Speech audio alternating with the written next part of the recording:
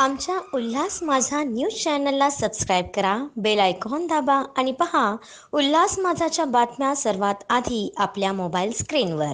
टिटवाळा येथील निमकर नाका परिसरात मंगळवारी एक मोठी दुर्घटना थोडक्यात टळली.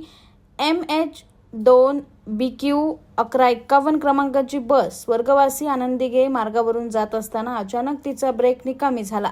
चालकाने बसवरील नियंत्रण मिळवण्याचा प्रयत्न केला, मात्र बस थेट शुभम डायग्नोस्टिक सेंटरच्या शेजारील दुकानात घुसली.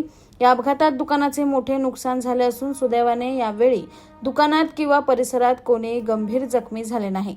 त्यामुळे कोणतीही जीवितहानी झाली नसल्याची माहिती मिळाली. घटनेची माहिती मिळताच स्थानिक नागरिकांनी घटनास्थळी धाव घेतली. अपघातामुळे परिसरात काही काळ वाहतुकीची कोंडी निर्माण झाली होती. संबंधित यंत्रणांनी घटनास्थळी पोहोचून परिस्थिती नियंत्रणात आणली.